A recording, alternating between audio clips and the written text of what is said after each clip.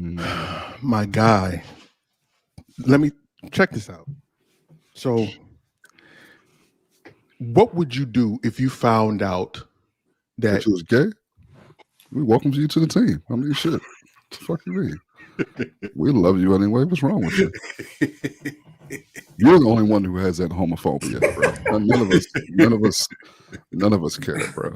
Who you sleep with, how long you sleep with, how often. It's okay. Yeah, man. Is this a coming out moment? I'm here to listen. No, he's already come out. TJ. So timely. TJ, when I see you in these streets, perfect, man. Right on time. See, it's the light skin union. All three of you guys combined and forming up like Voltron. It's the bonnet. You know what? Don't hate me because I'm beautiful, motherfucker. Anyway, man, so check this out. Let's say, for example, if you found out 15 years after the fact, no, not even 15, my bad, 20 years after the fact, that you had 10 kids that you weren't aware of. 10. 10? 10. Okay. Let's say it was more than that. How would you feel? Yeah, no bullshit. Well, first I would have to be revived. Through medical and spiritual means. First thing. Second, I'm calling my lawyer. I'm glad that you said that. Because you know how much I love Vice. I guess TJ couldn't take it. He said, 10 kids, let me bounce the fuck up. I mean, you love your vices? You scared against them. That's a first. You scared against them. You have vices? So no, you introduce them. No, you know how much I love Vice News, right? Oh, and yeah. Vice was doing they did a segment the other day where a young man who was in a medical program donated semen back in the 80s. And listen, because it's a mind blow. I'm trying to tell you, he donated semen during the 80s. During that period, he signs a contract and says that the donation facility will not use his sample more than 5 times. And he lives in Oregon, okay? And all of the samples will be either on the East Coast or internationally. So they're going to give his sample to whomever, for whatever the purposes is, no more than 5 times, and all of them will not be within either Oregon or the West Coast. Come to find out that this dude, his sample was used at least 20 times and counting. So? I did not know, but I did not know that this was such big money. And this is the reason why I said, listen to what I'm saying. I didn't know how much money was really invested in this type of business. Bro, what is wrong with you? Maybe, man? because I'm a decent human being. I don't go researching semen deposits. So I'm I just wonder well, obviously you did. But what's the motivation? No, somehow. Where's the motivation here? Listen, man. So apparently one of the children, the offspring of this whole sample, found out that she was a sample, researched it, found out she was a sample. Listen. No, apparently she didn't know that she was the product of a donation. And then she found out when she was like 27, 28 years old, right? So she does the research, finds the institution where her sample was donated or whatever. You're listed as a number in these facilities. So she found out the number of her donator. You got a lot of data. She backtracked and she started finding siblings. All of the siblings that were donated were associated with this dude. It comes out that it was 20 plus folks and growing. Somehow she finds a way to get in contact with old boy. And she says, hey, I know I don't want a relationship with you. I just wanted you to know that I know who you are, and so on and so forth. And she tells this dude that he has 20 of us all in Oregon. And remember, I said 20 and growing, all in Oregon. Wow. And he was like, oh, what? What you say? So I don't want a relationship with you. I just want to destroy your life real quick.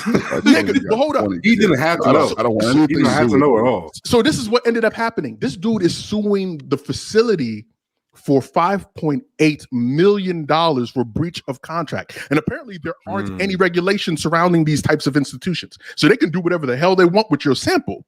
You gave the sample, bro. I mean, interesting. So check this. So the joint that got me was that they were saying that for every, so if they induct you, I don't say induct you, that's not the right word, but if they sign you up to be a donator, right? If you jerk off in a cup, you are part of this group you're part of the study, and you have to donate at least once a week. Once a week. Okay. For a year. Because they need viable samples, right? Where's the amount of money that they put into it? They're actually paying these dudes close to. You can get some serious money for the shit. And you know how much money it costs to actually go. I didn't know. In vitro fertilization. That's what I'm saying. I did not know. In vitro is a loan. Very expensive process, bro. Very expensive, and it's not guaranteed either. But that's the whole thing. Is like getting paid that much money up front. They said that they need to recoup those funds, but they can make upwards of 30 to 40 times what they pay you breaking down these samples. So one sample, so that's one deposit during the week. They can break that up 19 times per nigga. I mean, against your knowledge. Come on, my guy. So, that doesn't blow your mind? You went and jerked off in a cup.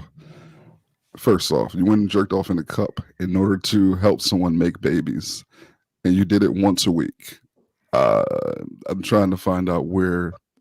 The only issue that I have is with the young lady who knocked on his door and said, "You guys." She did not have to do that. She did not have to do that at all.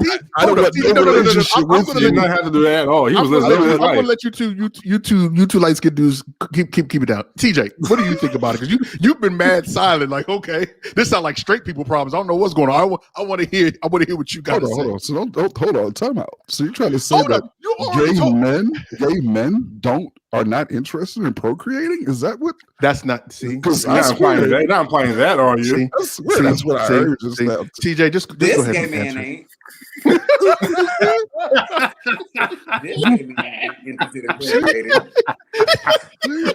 can't believe you just pulled that type of homophobia. Man, shut. What the hell is going on here? This is why I hate you. This is a family show. This is a family show. The Beige Patrol is on full blast tonight. I hate each and every single one of you. You asked TJ his thoughts, man. I did. TJ said he's not ashamed of procreating. Let him expound. Well, he said he doesn't want to procreate. No. Okay. That is, no. When you first started this story, I was like, "This ain't got nothing to do with me." I'm very glad that I'm out of this. This ain't my wheel. See, this is what you guys do to TJ every single time. He shows up in his joke. You start acting a fool, and he's like, "Fuck it, I gotta go. I gotta leave." I tell you what, I just want to see your search history for like. Hold up. What is it? Control D E delete. Clear. What kind of research are you conducting right now? Your stories be wowzer. My search history be cleared. My search history be cleared because of niggas like you. Yes. Welcome. What's up? What is up? Back once again. It is the Incredible in the Black podcast. And in case you weren't aware, this is a podcast dedicated to covering the current events and social issues going on in your Black world and covering it all from the perspective of three grown-ass men who have no problem shooting the club up. I am your host, Big O, Mr. in the Black himself, but you know I can never do this alone. Let me introduce the rest of the Beige Patrol. Crush, say what's up, man. What's good, everybody? No doubt.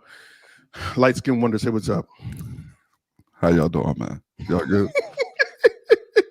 And we had a guest at one point. TJ's trying to get back in. I don't know if we scared him or what the deal is. But your homophobia did it again. Whatever, nigga. Shut up. Our homie TJ, aka the Bzarhodgepodge, social media personality. He's going to be joining us tonight to talk about a bunch of stuff.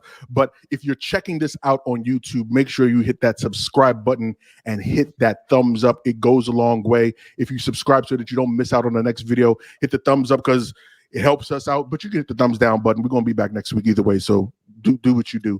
But before share we jump shit, man. Share it. Shit. Yes. Don't just hit buttons. Don't hit Share buttons. shit. Share it. Yeah. Share it. Share it with your mama and them. Sharing is caring. Do that. Do that for us. But before we jump into all of that, man, L, please tell these good people how they can become part of the family, man. Hey, man, head over to the website, www.intheblackpodcast.com. Why do you continue to say www? Hey, man, next week you can do this. It's your continue. Please. Jeez. Click the Become Family tab right there, man. And there you can do all different types of things. One of the things that you can really do is you can buy swag. We got some dope shirts, man, that Sean's son designed. this elderly nigga right here always got something to say. You can buy some swag that his son designed in kindergarten class. Oh my God, man. This is a business. Or you can become a member of our Patreon page too, also, man. We got a lot of new tiers that's going to be coming your way here shortly. Yes, Or if indeed. you just want to donate, man, we would appreciate it. $ in the Black PDCST. Anything you guys can do to contribute to what we're building here is sincerely appreciative, man. For everybody who has already donated and become a member of our Patreon, we truly appreciate you, man. Thank you so much. No doubt. Yeah, we're going to get into a new thing that we want to make sure that we do. It has been our goal to make this a safe space for Black men of all stripes, and we think we've done a good job of that. Our primary concern has been the mental health of Black men across the board, and we're going to start something called the check-in before we get into the meat and potatoes of every show, just to make sure everybody is good. So, L, why don't you go ahead and kick it off, man? In organizing activism circles, we have a check-in that we call the Pies check-in, where we go around in a circle and we ask everybody a number of different things. PIE stands for physical, intellectual, emotional, and spiritual. So when we go to a particular person, each person will say they can give a number on a scale of 1 to 10 where they are in those particular categories, or they can elaborate a little bit more. I think this is a good idea with us being in the midst of the panorama was taking place across the country. Nigga, what you say? Man, yo, I caught that shit too. I had to let it slide. Panorama. I had to let it slide, though, right? You had to let it slide, right? Oh, y'all not hip. Okay. Man, you had to let it slide, though, right? You had to let it slide, right? Apparently, You had to know let it slide a exactly little what bit, I'm right? talking about, bro. I mean, no. go ahead, man. Do what you said. Listen, man, God, we call it the panorama. I mean, Man, That must be a Philly thing. But go ahead, start it off. it was pretty bad, but Start it off, my guy. you can tell who the old people are on the show. Anyway, I couldn't believe it, but then, Nigga, just talk. I'm trying, man. I'm trying, bro. Listen, give me a moment. So anyway, we kind of do those different types of things, man. So I'm gonna give it a start. I'm gonna start it off. Physically, man, I feel pretty good. I've gotten a lot of good rest this week, in spite of everything that's going on. Physically, I feel I'm okay. Intellectually, I'm overworked just with everything that is taking place, particularly with school, man. It's finals week, papers, finals, discussion board. I hate all that shit, but it's the end of the semester. Emotionally, I'm not in the greatest space. It's not one of my favorite times of year. Maybe we'll talk about that later on, but it's a rough space for me emotionally. Spiritually, I'm pretty good, man. You know, me and the ancestors, and Jesus been talking a lot lately, so I'm pretty good. Facts. Big O, talk to me, bro. Check it, Man. Physically, I'm all right. I know I'm getting older because when I wake up in the morning, I try to get out the bed and my knees start to say something to me. I don't always like what they're saying, but it happens that way. But other than that, I'm good. My mental space, I have to be very, very honest with you. And we've had this conversation before, man. I've been all over the place, man. I've been feeling some sort of way and I don't understand why. I just been hyper. I know I'm going to give this motherfucker some ammunition, but I've been hypersensitive this week to a lot of things, and I don't understand why I'm in that space, but I'm trying to pull back and make sure it's not just me overreacting to things, or if it's a bigger issue, to be very honest with you. Spiritually, I try to balance off my mental and emotional space with prayer and meditation. So that's where I'm at right now, man. Crush. Yeah, well, I mean, physically, I would say I've been addressing a lot of issues physically this year more than I had before. So I feel confident about knowing what I'm dealing with on a lot of levels. Let me see. You say intellectually, I would say I'm being tested a little bit in a good way on a professional level, but it's being drained, mentally on a creative level. I would say. I'm trying to unlock some doors here and there. Emotionally, I would say, this time of year now for me is different. I'll be weeks away from when my mom passed last year, and I'll be dealing with that, along with my father, and spiritually, I guess it's kind of, I would say I'm more in a exploratory space spiritually. So just a lot of questions and around mentality. I can respect that, my guy. We saved the best for last. TJ, where you at? Check in. First of all, can y'all hear me? Yeah, we can hear you, man. All right, perfect. I'm over here having some technical difficulties and shit. So all of this kind of ties into, like, it's all the same with me. So I guess so physically, it is what it is. 2020, I put on them quarantine X amount of pounds. I ain't gonna say how many, pounds. So we are working to mitigate that. Intellectually though, I'm good. So for me, the gift of 2020 was finding new things to occupy my mind and as well as my body. And so I've found new things to intellectually stimulate me. So intellectually, I'm good. Emotionally, it's been a roller coaster over like the past month and a half. I've been dealing with like just some personal issues. I will not get into them here. But in a better spot now, thankfully. And really, thankfully, thanks to therapy. I recently found a therapist. Thank God. I've been forever and finally have found one. And so my therapist has helped me get back to a really good place. That's what's up. And spiritually, pretty much the same. Like, I'm really good. I started practicing yoga last year. That's what's up. And I do usually about 2 sessions a day. And then more recently, I've gotten more heavily into meditation, which also helps, my spiritual being. And that, like I said, it just kind of, all that rolls in, the physical, the intellectual, the emotional, all that kind of rolls into my yoga and my meditation. So fantastic, man. Fantastic. Let me ask you guys a quick question. I was actually having, this conversation with my younger brother about our mental space and investigating or diving into therapy and whether or not the gender of your therapist or the race of your therapist matters. It all matters. Does that matter? Definitely, absolutely. Really? Yep. Do you think that if you were to would you be more willing to share those parts of you that need to be shared with a therapist with a black male versus a female or a white woman? I typically, my therapists have been black women. Interesting. More often than not.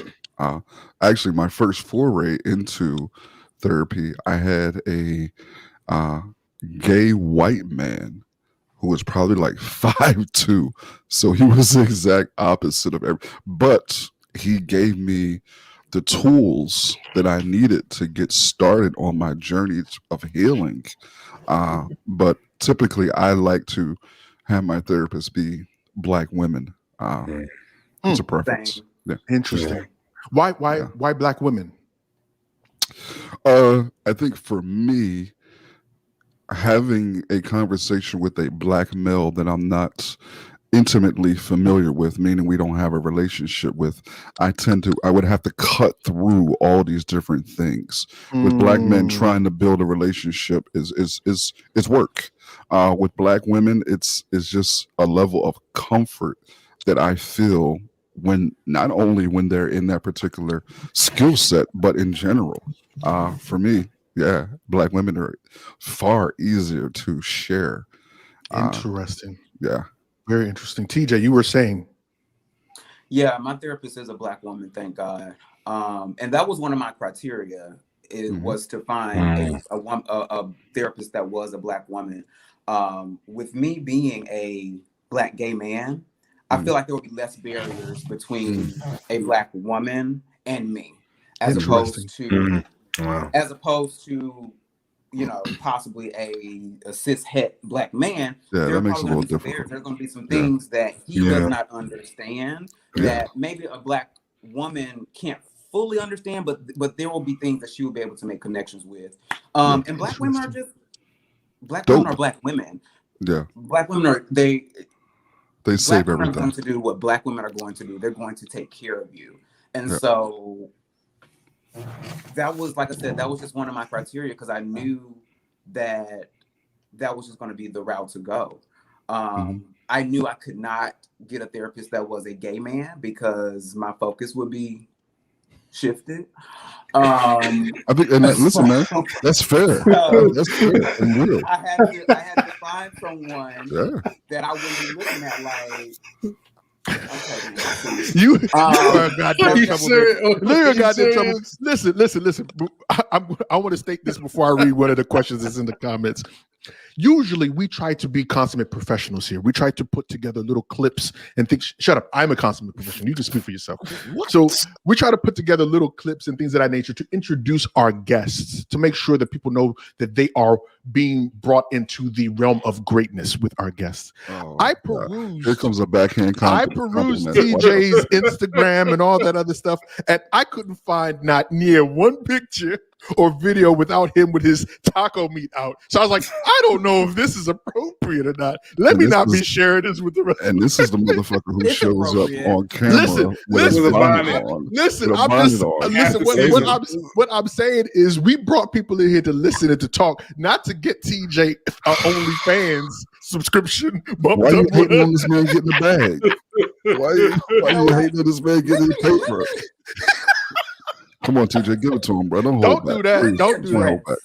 He knows it's the truth. Address this actually, because I got a bone to pick. So,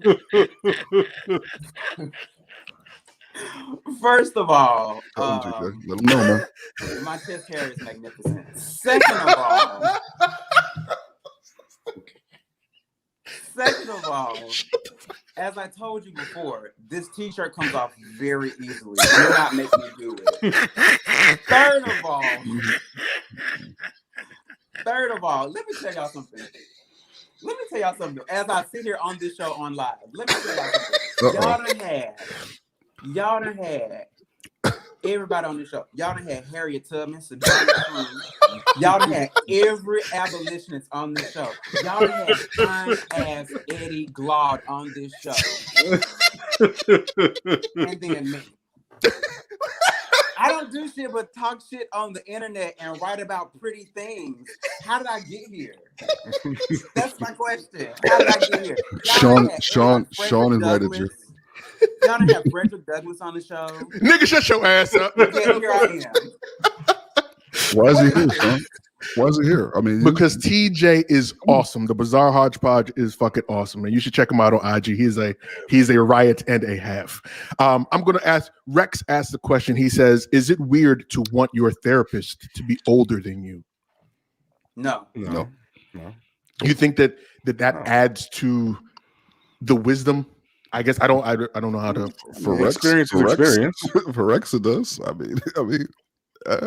Whatever makes you comfortable, I guess. To be honest with you, I think it does. That was kind of one of the things on my wish list for therapists, was to be someone who, not like a whole lot older than me, but at least maybe like a couple of years. Because I know, speaking from experience, the older I get, the wiser I get. I can dig it. And so I feel like if I'm speaking to someone like my age or younger, even though I actually don't know how old my therapist is, come to think of it, if I'm speaking to someone my age or younger, I feel like it would feel more so like a friend conversation, and that's not what therapy is. No, So, or a peer conversation, and that's not what therapy is. I can So, dig it. yeah, when I was looking for therapists, I that was kind of in the back of my head, like I wanted someone who was probably a little bit older than me. Understood. That's fair. Yeah. Well, that wraps up our first. So, what about your therapist, Sean? What is your therapist? You know what? I'm not going to be shamed by you. I told you Today? Today, right? Every damn time is always coming the next from my hour? head. Coming from my head every single damn day.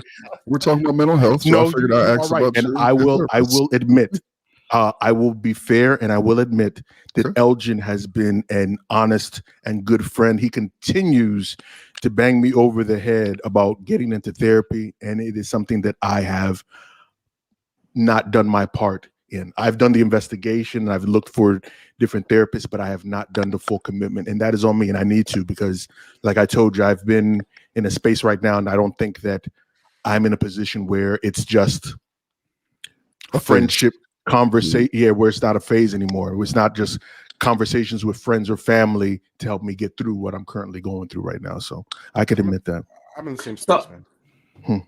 Oh, let me say this to you, if I may. No, I'm all good. Go ahead, babe. So, like I said, I was on a journey looking for a therapist, and I had certain criteria, and I was actually about to pull the trigger on one particular therapist, and then something happened in my life, and then I was like, okay, well, let me put this on hold. And the reason I didn't do it initially was because there was going to be an issue with my insurance. And so this life event happened, and then right after I was like, okay, I certainly need a therapist right now.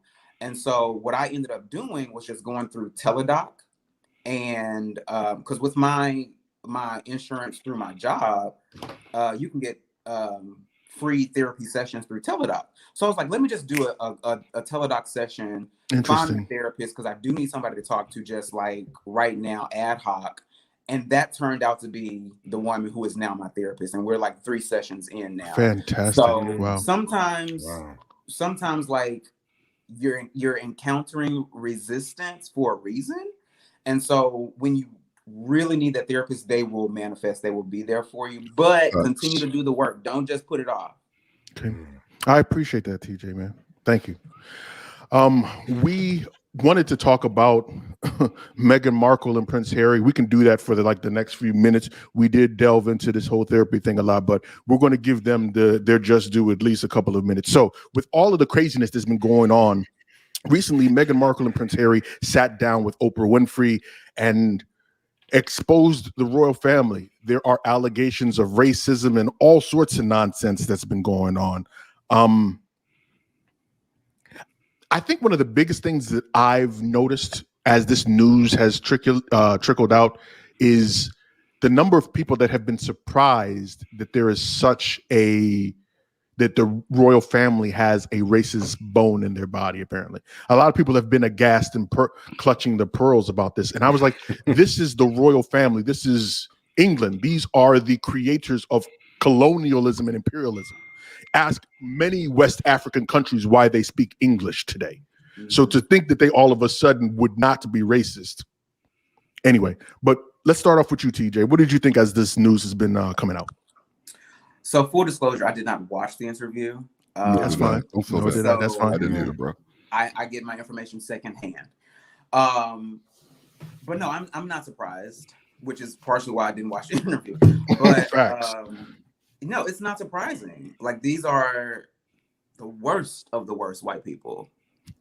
Facts. Like, this is where terrible white people came from. So it's like I'm not surprised. I don't know why Meghan was surprised. Well, I think I know why she was surprised, because of her skin tone. She's extremely fair skinned. She Say is that. white passing. Yeah, And she's so- very racially ambiguous. You could if you weren't told that she was black, I don't think you would immediately jump to her being black. Not at all. Nope. Yeah, exactly. So what I might assume is that she thought she would be able to get in there and be okay. And so her being surprises me. But no, it's not at all surprising. It like I said, these are the worst of the worst white people. I don't know why other people are surprised. And I mean, they did the right thing, I suppose, by removing themselves from the situation. But yeah, you went into the situation, I guess, with one expectation, and you didn't get that expectation. So it is what it is. Crush, what you think, man? I mean, to expect anything less, than what we saw when any black face enters these kinds of white spaces, is laughable at best. I didn't expect anything. Anything less than what she went through was sad to a certain extent. But these are at the same time still very privileged people. I'm not sure what being cut off really means for a prince. Even though a black man looked out for him, it turns out, and a black woman is giving them a platform to speak their grievances. Yet,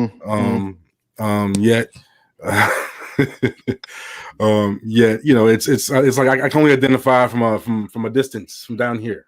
You know what I'm saying? Facts. And this is coming from my half Jamaican brother myself, because she's part Jamaican, apparently. And so I can identify to that extent. I feel for her mother that she's probably very indignant about this idiot that a lot of people apparently know who it is who said that thing about her grandbaby. So there's someone's gonna get smacked soon. So that's gonna be fun. That's gonna be fun. No doubt. L, I know people are waiting for what you got to say. Listen, just make sure you give your email address after you say it. At Elgin Bailey, Twitter, Facebook, Instagram, all that shit. Listen, man, fuck them Royals, all of them, from the oldest one to the youngest one. They are they are the cultivators of colonialism. They are the racist bastards on the planet. They have colonialized every land they have stuck a white foot on and destroyed some shit. I have zero sympathy for them whatsoever. The only amount of empathy I have at all is for Meghan when she was speaking about the suicidal ideations that she was facing. Facts. That's serious. I take that into consideration. That's real. But outside of that, man, fuck the queen. The motherfuckers that stand outside that don't move when people are waving their hands across the face. The beef eaters. Listen, and that's the thing that I'm really amazed at is how so many people were just seem to be so alarmed. This is motherfucking England, family. Right. I mean, any ounce of history in a whitewash sort of way will give you an indication how fucked these people are.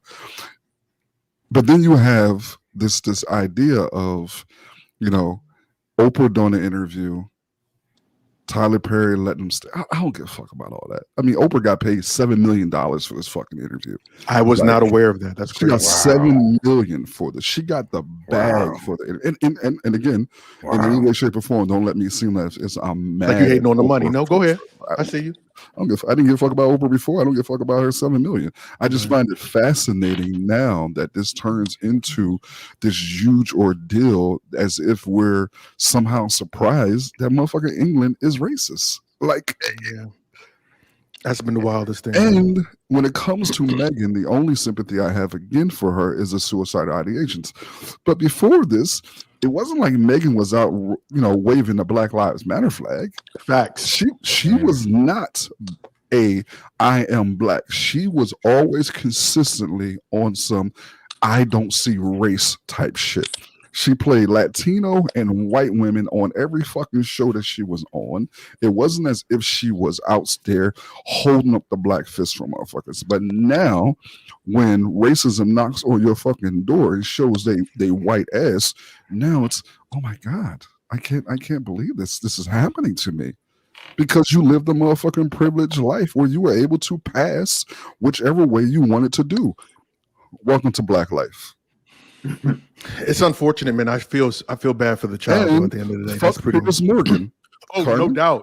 Yes. No, he's a lame. He's just a lame. Hold. Has a lifelong lame? You know what? I know that we've all had a young life, and at some time during our growth, our maturation process, we've thirsted after a woman. Maybe at one point, even if it was a crush, whatever you want to call it. This nigga was in his goddamn early 50s when he met Meghan Markle, and he's mad because she ghosted his ass. Like, that's really where the crux of all of this came from. Why he's been bashing her for like. I think it's a large part of it, but also his allegiance to the Royals also plays a part in that. I mean, that's where he makes his money at, man. He's pro England. He has to. Maybe I mean that makes. I guess that not anymore. Like he's mad because he ain't getting no ass from Meghan. After that brother served him on the she served the shit out of his ass. Made him leave. More needed to be there. No, boy. He's a white man being a white man. Being a white man in a white ass country. No, with white right. people cheering for him. He'll be white back. people. He'll be back. He ain't gonna be out of work. Well, you know what? I got all into it with the whole check-in, and we didn't read our black box letter for tonight, man. So I want to do that because I want to give you this. See, this is what happens when you let light-skinned people take control of shit. Everything gets all discombobulated. So this week we've got a letter from Mr. M is what he goes by. Okay. Anytime a motherfucker show up with a letter for his name, you know some goddamn trouble. If it ain't Malcolm X, you know anonymity. No full discretion. Mr. M writes, "Hey, ITBP team. Usually I don't write into shows. To be honest with you, I'm typically more reserved and introverted person, but I've been listening to the show for a while and have grown to love the honesty and fun that you guys share in the topics you cover, and even the letters you guys get from folks. My issue is my girlfriend and I have been dated for close to 3 years, and during the pandemic, about 6 months ago, we moved in with each other. My issue is that since moving in with one another, my girlfriend gets upset when I get home and need time to myself. I drive a bus during the day and we'll pick up a couple of hours doing Uber, so maybe about 12 hours of work before coming home. She's been fortunate enough to work from home. When I finally get home, I want to sit with a drink for an hour or so before I do anything. I've tried to explain this to her that I need it for my peace of mind, but she takes it as though I don't want to spend time with her. Maybe I'm not saying it correctly, and you guys seem to be good with words, so maybe you can tell me what to say or how to say it without it turning into a fight. Any help you can offer would be great at this point. Thanks, Mr. M. This is so easy. This is sad. God, Mr. M, this is so easy, bro. So I'm gonna because we always fuck it up shit. I want to make sure we get on the good foot. I'm gonna let our guests go ahead and start it off first. Go ahead, TJ. Oh, okay, cool. So coincidentally, I was actually just listening to a conference call at work about this very same thing, and I'll kind of get into that in a minute. I want to kind of ask / make an assumption about this couple.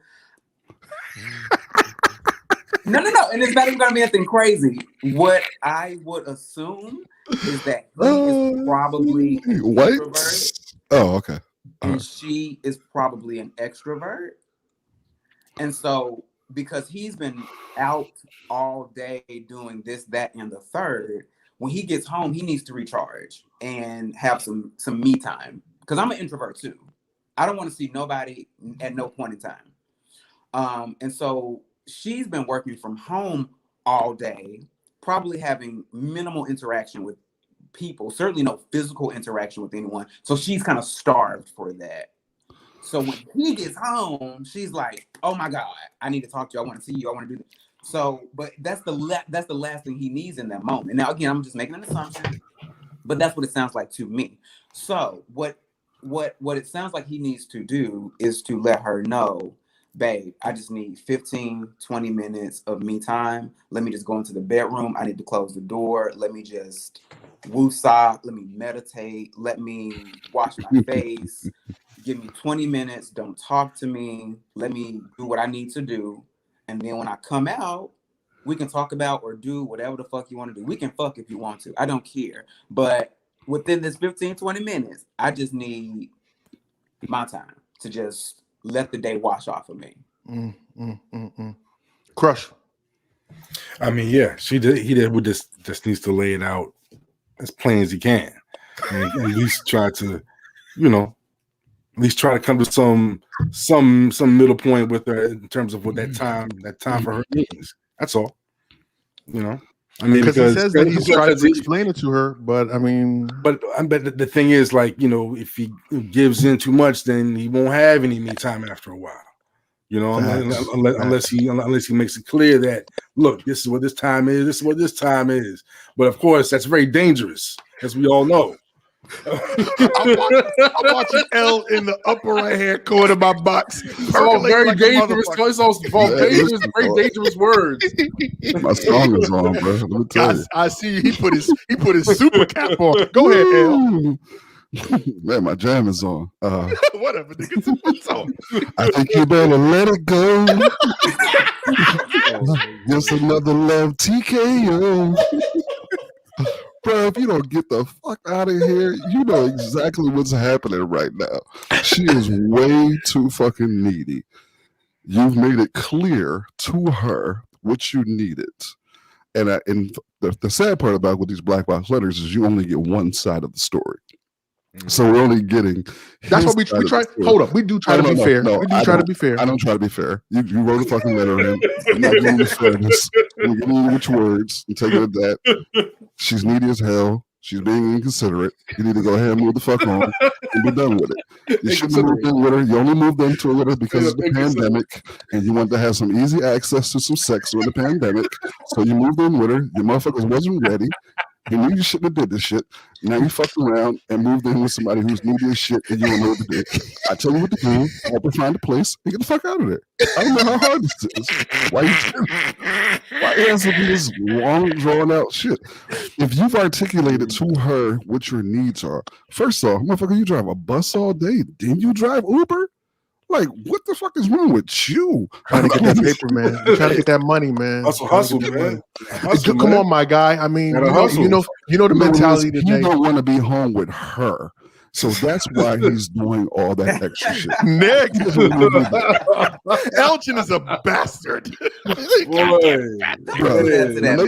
they start picking up that extra overtime, and all the bills is paid, everything is good, and they still want to be at the job, it's your ass they're trying to be away from. You know what? Save for the future, man. You know what? It's check this out, man. I think that it's interesting because listen. You know, I'm the forever optimist. I'm the nice one, and you better be nice to your kids. I'm the rational. I love my children. I love each and every single one of their brown heads. I love them to death. But in all honesty, man, you know, some of us grow up and work is all we know because we have a history of that being the case. I know in my household, when I was growing up, my dad left to go to work at like 4:30 in the morning. We probably didn't see him until like 8, 9 o'clock.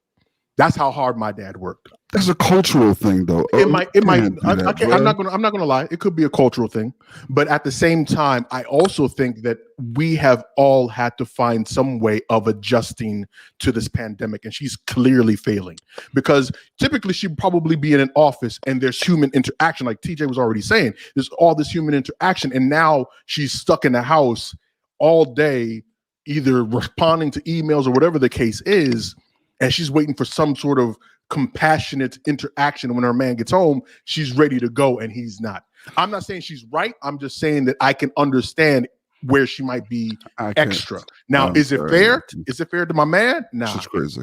It's not fair to old boy at all. You can't give me 20 minutes to decompress when I walk in the door? I mean, 20 minutes, family? Bro, that's a damn episode on TV, on Netflix. Yeah, that sounds like some Maury type shit, to be honest. You can't even give me 20 minutes to decompress? Yeah. It sounds like some Maury shit. I may have missed that part in the letter, but yeah, if he's already expressed that and she is just walking over that boundary, then yeah, it's time to cut the shit. And it's so bad that he said that he can't even have the conversation with her anymore because when he does bring it up, it turns into a fight. Yeah. I'll fighting about this. Oh yeah. I'll admit that I didn't catch how long this was. I didn't catch exactly how long this was going on. So if it's that new, then yeah, he can roll. Bruh, listen, man. He can roll. Nah, no joke, man. Like I said, I feel for your man. 12 hours during the You day. ain't give no opinion either. You ain't give no opinion. What did I just say? I said that she was wrong. What do you want me to say? I mean, What else do you want me to say? I said she was wrong. Say she was wrong. Because you ain't say shit. Mr. M, your girlfriend is wrong. Eldridge is going to shoot you bail after you guys start fighting this shit. I'm sorry. She's inconsiderate. Not every relationship is meant to last. Hell no. That's true. There are seasons for these things. Sometimes you got to go through a couple of speed bumps before you go through that smooth pass, and so you moved in with a girl in the midst of a fucking pandemic. But they were together for a while. But that shows. How long was a while? They said they've been together for going on 3 years. 3 years. 3 years. Just within the past 6 months, they moved of a pandemic. But hold on. Let's take a step back for a quick second. After 3 years, you can understand wanting to move in. However, you never know what you're getting yourself into until you move in with someone. Hold on. Time out. Why after 3 years are you expected to move in with somebody? I'm not saying that you are expected, but what I'm saying is that that's after 3 years of being with someone, I can understand wanting to live together. I can understand. I'm not saying I would recommend it. I said I can understand it, but you don't know what you're getting yourself into until you move in with someone. I will never forget when me and my wife were dating. We were dating for almost 4 years. We tell this story to every single time. Me and my wife, listen. I'm telling you, I got some hot grits and oil for you when I see you, my guy. So every single time we tell every young person we see this. Me and my wife were dating for close to 4 or 5 years before we finally moved in with one another, and everything was hunky dory when we weren't living with each other. The first 5-6 months. I thought I was going to kill her. Selfish. She thought she was going to kill me. I told her, I said, one of those, you already hit a spot on the head, Eldrin. There were times I would go to work and I was like, nah, let me see if they got some overtime over here. Because I'm not. Times I got home and I was like, if I could shake you, I would shake some sense into your ass. But you know what? After some time, you get to know people. You know their what do they call it? Intricacies or whatever the term is. Intricacies, brother. Intricacies. You need to borrow a book. The idiosyncrasies. You even got it wrong, goofy ass. I can help you out, bro. I mean, but after that, damn, we learned each other. We learned what. My dad said something to me a long time ago before I got married, and it's been didn't listen to her. He said, "You never know what stepping on. You never know about stepping on someone's toes until you actually step on someone's toes, right? So it's like you don't know what's going to bother somebody until you do it and it bothers them, and then you learn from the lesson and you back up. So old girl right here, she knows it. Parable type of bullshit. I would say it in our native language, but I don't want to offend you. I don't want to offend you. If I said it in our native language, I'm going to start hearing that from black type shit. You saying your native language? You saying your native language? You a horrible ass motherfucker. I swear to God. You ain't do that shit. Proverbs. PJ, don't do it. Don't do it. I know you see your light skinned brethren on here. Don't do it. Don't join them. Okay, you can say it in your native language. I'm not going. You know what? Don't crush. I thought we were friends. Don't do it. Oh man, Mr. M, listen, my guy. You can take whoever's advice you want to take on the show tonight. You already know there's one person that's not looking out for your best interest. That nigga's trying to get you. He's trying to get you put away, nigga. God bless you, sir. Yeah, God bless because you, you were bold and brave enough to write us a letter. I'm going to send you an In the Black podcast T-shirt. Just sign a new lease. Maybe to ease your pain as you ease out the door from this relationship. Make sure she don't take your hoodies when she leaves you, bro. And take all your masks. No bullshit. All right, TJ. Let's go ahead and jump into it, man. Go ahead and start us off with your topic, man. Listen, don't do that. Don't do that. Spicy. I'm keeping it cute. I'm keeping it cute this time. You were hold up. All jokes aside, you know there was something you were supposed to teach us in your next visit. I'm going to hold you to that in your third visit. You're supposed to teach us certain vernacular and things that go along with some of your. Remember, we had this conversation, but I'm going to hold you to the third episode that you're on. So go ahead, TJ. Yes, remind me of that because that'll be a very good conversation.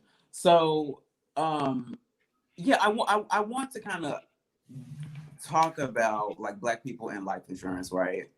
I have had the experience of speaking to, you know, a good handful of people, mainly Black people, one of which includes my mom, about life insurance. And what I have, a lot of times what I hear and what I find is that like Black people either do not have life insurance or they don't have enough life insurance, or they have like the bare minimum, just like a burial policy. Yeah. And so like, even I'll use my mom as an example.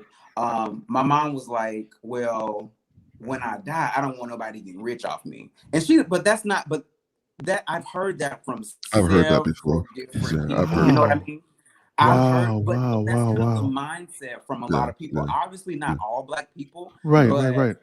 But years ago, I was in a position where I was speaking to people about life insurance because I was a financial advisor. And so I got that response from so many people like, I don't want all this life insurance. I don't need all this life insurance. We would literally sit down with people and say, we would plug in all their assets and liabilities, blah, blah, blah. And it would give us a number. And it would say you need $400,000 of life insurance, $1 million of life insurance. And people will literally come back and say, oh, I don't need that much.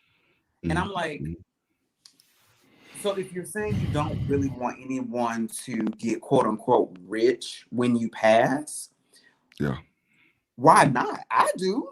That's wild. That's when I passed away, because honestly, that's unfortunately, that might be the only way that I can help you. Facts. That kind of leads into a generational wealth transfer conversation. Because when I was speaking to my mom recently, like I told my mom how much she would get in my untimely demise, and she was shocked. She was shocked, and I was like, "Yeah, I want you and my brother and whoever else to be well taken care of. I want you to pay off the house and everything else, and I want you to be well taken care of." But I think the mindset of a lot of Black people, for whatever reason, is that they just want enough to bury themselves, and then nothing else. And I'm curious to know like where that mindset comes from. Like, why not get as much life insurance as you can possibly afford so that you can transfer that wealth to your heirs, or to whoever you want, to get that benefit. Sure. And I mean, this may sound kind of morbid or dark, but it doesn't. Unfortunately, like that may be the only way to set up the next generation. You know what I mean? Facts. You know, the statistics show that less than 14% of Black people polled recently between 2005 to 2019, less than 14%, or about 14%, have life insurance. Black people have life insurance. Of that have life insurance, only 22% believe that life insurance is a means to pass on generational wealth. Only 22% of that 14+% believe that that's the way to pass on generational wealth to those behind them. So, Elgin, go ahead. I see you bubbling, man. Go ahead. No, man, I think there's a number of potential reasons for this thought process. But I know, as someone who has had to bury a number of people who have not had life insurance, how fucking expensive it is. True. I'll give you that. Yeah. I mean, burials, caskets, funerals, memorials, that shit is fucking expensive, man. And we're not even talking about having life insurance just simply to cover that. But this is how white folks for generations have been able to make generational fucking wealth, is because when their old asses fucking died, they had life insurances that they passed on to their kids to allow them to be able to do things to continue on their legacy, or more importantly, motherfuckers, to hold on to whatever wealth they actually had. Facts. So Facts. any type of assets you actually currently have, a motherfucking life insurance and a will are great things to have in order for your people to be able to carry on and keep your assets. One of the reasons why I feel like we as a people find it very difficult to do the life insurance thing is, for one, we don't have a healthy perspective and understanding of money. That's number one. We have a very, and I'm not talking about financial literacy and the fact of paying your fucking bills and saving and all that. We don't understand how money and wealth actually accumulate. Go hand in hand. Work. Yep, we can dig I it. think we've, and one of the reasons why is because we've never had that wealth to be able to do it. Now, that's not an excuse, that's just there for context. We've never had it. But then I think also we're so inundated with violence and death continuously that for many of us, it's difficult to have that conversation about not being here when we're constantly faced with death. And again, not an excuse, context. But if you don't have these conversations, man, and begin discussing life insurance and death and what you want to see happen with your estate, and estates are not for just for people who have millions. Estates are for anybody who have fucking $5. You have property, anything, dog. Good. You have to be able to do, and I think this is such a needed, broader conversation. But I'll stop here and let somebody else chime in. Nah, I can dig it. I can dig it. One of the saddest things that social media continues to propagate is these GoFundMes when someone passes away and they're trying to raise $20,000 for a burial, and to see in many cases that they come up short. It's heartbreaking. With every GoFundMe that you see, with every one GoFundMe, you got 10 fish fries. With every one GoFundMe, you got 10 fish fries, you got 10 barbecues, you got 10 selling something in the hood just to have a fucking memorial. You see the GoFundMes on social media. You don't see the fish fries. No, you're right about that. You're right about that. Crush, go ahead, man. Well, I mean, I can definitely relate to this mentality to a certain extent. My parents told my sister and I from early on that we wouldn't have to worry about any of the expenses related to their death, any of them at all. And they were very correct. I literally had to call a number on a card, and everything was handled within an hour. Yep. We saw no bills, anything like that. But the idea of a life insurance policy or generational wealth, I think there were some things in place, but this kind of mentality wasn't something that I didn't see often in my family enough. And I know my father lost like 4 or 5 different brothers and sisters that had children. So, and I remember a lot of fights after that, but this idea that we can't pass on this kind of wealth to our loved ones is definitely a remnant of the culture that we force into here. And I would hope that I know my wife and I definitely have life insurance policies. I know I thought about that for my niece and nephew. So something that's not foreign to me, something I've taken seriously myself.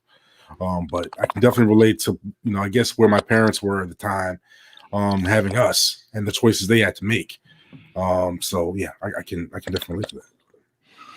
I think when we had one of the comments, someone said that given what folks are going through in life, in many cases for Black people, life insurance and the afterlife is at the very bottom of the totem pole when it comes to our day-to-day concerns. But at the same time, that's the one thing out of everything that you're going to deal with in life that's guaranteed. You're going to die. that you have some control over what happens some when control. you're going for the people here, man. You do your people a disservice, man, by not putting that money in. And I mean, you do them a grave motherfucking disservice. Yeah, But it's a scary thought, man. I mean, I'm not giving any excuses because me and my wife, we have our policies. I have one. I have a separate one, and I have one through my job. But when you start talking about life insurance, it really forces you to deal with your mortality, and a lot of people aren't mentally, maturely able to grasp the fact that, damn, one day I'm not going to be here. Damn, one day I'm not going to be here, and it's not going to be because I didn't get a chance to get old. It's because I got hit by a car or whatever the case is. It like really throws your mortality in your face, and people aren't willing to deal with that. It's one of the reasons why so many black men don't go to the doctor. Many of us aren't ready to deal with what we may face when we go to the doctor, like the news. Right. You know what I mean? That's a fair comparison. I can take that. I can understand the apprehension, but at the same time, like for me, there's some apprehension. You gotta get the fuck over. That's what I don't have time to be apprehensive when I got kids. You know what I'm saying? I've seen other folks struggle to get their families' funds together to bury someone they love because they died untimely. I don't want to put that on, or the debt that comes with some of this. If some states, they'll pass your debt on to your children. I'm not going to do that shit to my kids. Yeah, right. They will. With no problem. Or they'll take all of your assets. And you can get life insurance anywhere too, man. I mean, you can get life insurance any fucking where. It ain't no excuses for that shit. It's everywhere. Get it anywhere. And you know what? Like that was like my goal. Shop around. When I was a financial advisor, like my goal was to try to get in front of as many Black people as possible, to just kind of impart the wisdom or the knowledge that I had just gotten. To be honest, I can dig that. But like I said, it was extremely disheartening to when you finally do start to. When you're able to speak to your own people and they come back with, I don't need that much, or I don't need that much, even though the math is right here, it says you need this. But also, I don't think, I know, certainly, because I saw one of the comments pop up, there certainly is a lack of financial literacy. And I'm not saying that agreed. Agreed. That's the fault of Black people. It is certainly not. It is the way this shit is set up, right? But I don't think we as Black people really know all of the benefits that life insurance can do. I think a lot of times we just, if we do have some working knowledge, life insurance is term or whole life, and you only know that whole life is permanent. You don't know what a whole life policy can do. You don't know that there is you can borrow against it. Life insurance policy. I know cats that have done that, man. Yeah. So it's that's game right there. There's such a lack of knowledge, unfortunately, that comes with us and with our people. It's just, but again, it's unfortunate when you're trying to impart or that knowledge, and there's that roadblock. Maybe because they feel like you're trying to rush them into it, you know what I mean, or rush them into thinking. I'm not. All honesty, I'm going to share something with you guys. I am trying to rush you into thinking. Yeah, I can dig it. I'm going to share something with you guys, something very personal. I tried to have my parents ended up traveling. It had been a while since they had gone back home, and I told them that, hey, I think it's time for us to have these types of conversations because, God forbid, in your travels, anything can happen, right? We've heard the stories, we've seen the news clippings, all of those things. My parents, being old school, being African, they're like, no. I don't want to hear none of that stuff. You wait until we get back, then possibly we'll talk about it. People don't want to have that conversation, man. It scares a lot of people. I don't know how you break through that fear, because I honestly think it's the fear of facing your mortality that causes the issue. But you don't break through that shit. You go and get the motherfuckers a life insurance policy. I mean, for some people, you just have to go. You got to do what you got to do. No, I get it. You have to. Yeah.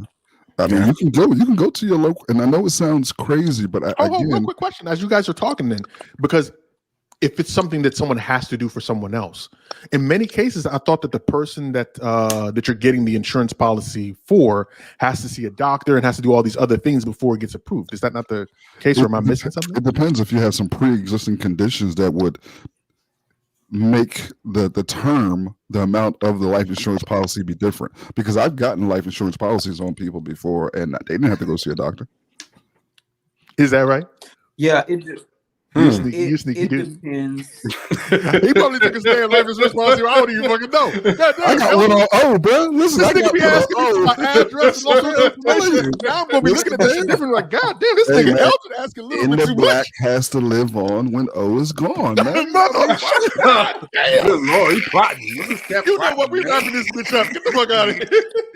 Thank you, TJ. I want to say thank you. We're going to say thank you again, but I want to say thank you from the bottom of my heart for taking the time out of your busy schedule to come kick it with us and chop it up. And just, we enjoyed the conversation. We enjoy your presence. Before we wrap everything up, we're going to go through what's up. So typically, you guys know what's up is that time of the week when we try to give you little tidbits of news or words of wisdom that you can take with yourself into the week. So TJ, please, what's up? Oh, yeah. Okay, so I be getting high, right? And when I get high, I sometimes you see how Crush is like, what? Y'all need your own show? Crush killed me, dog. I'm gonna have that shit on slow motion on repeat. Y'all need your own show. Go ahead, TJ. How high? Too. Nah. Without Lil Yachty. Right. Go ahead, TJ. So one of my favorite things to do is to get high and do yoga and or meditate, right? And so recently, high yoga and meditate, bro. What plane are you trying to get to? What spiritual plane are you trying to get to? He's trying to see WandaVision. He's trying to get that WandaVision. Listen, Dormammu, motherfucker. What the hell? Goddamn. You have to try it. But so I've been also journaling, like since I'm, on this spiritual journey, and now I got my therapist. Basically I'm just better than everybody now because I got all this shit going on. But anyway, so my little words of wisdom that I wrote down the other day in my little journal as I read. Oh, this motherfucker's wild. Go ahead, TJ. Your fear and anxiety is you trying to control the universe, but you cannot control what you do not understand, nor is the universe for you to control. So just take that with you. I hate you so much. I do too. He knows I hate you. Hold on. You started off with a get high joke, and you went real deep with the get high joke and laid it all out, and then you dropped some wisdom like that. What the? Don't compliment him. Don't compliment him. He's gonna take the damn shirt off, and all the taco meat gonna come out. Go ahead. You're just trying to see this man's chest for some reason. I don't know why you keep listen. If you visit this dude on IG, clearly we haven't been there, but he's unstoppable. This nigga, every time he is unstoppable with this shit. Go ahead, Crush. What's up? And look, I don't got much, but I do want to send a quick shout out to a little piece of news I heard about Mr. Carter selling off another piece of title to Square for a nice tidy sum. This brother's about to pass his billion mark like it's nothing pretty soon. So shout out to that brother. Learning a lot. Thank you. Make that money.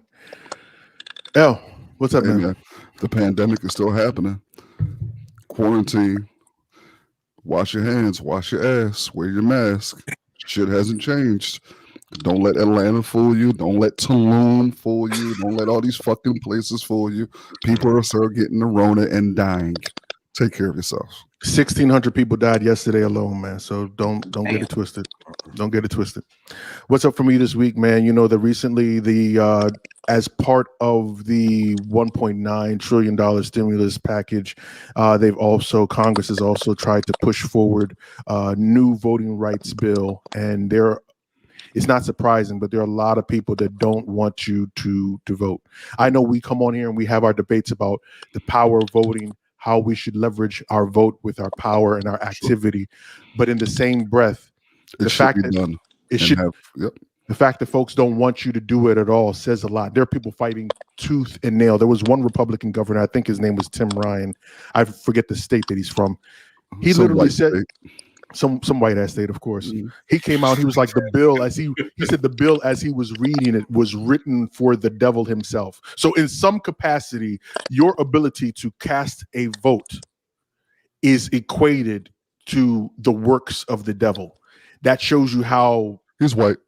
That shows you how bothered Clearly. some people. Clearly. That shows you how bothered some people are. So all I have to do is stay steadfast, man. Keep doing what you need to do, man. Get out in these streets. Show them that your vote is worth something. So, TJ, once again, man, I want to say thank you for taking the time out. Please, You've been thank blessed. you, We man. appreciate it, man. The next episode, we're going to let your hair down. We're gonna let you. Right back to the Let my taco chest hair meat. out. Light one up. Right back to the taco meat. TJ. this nigga, he was ready. He was ready.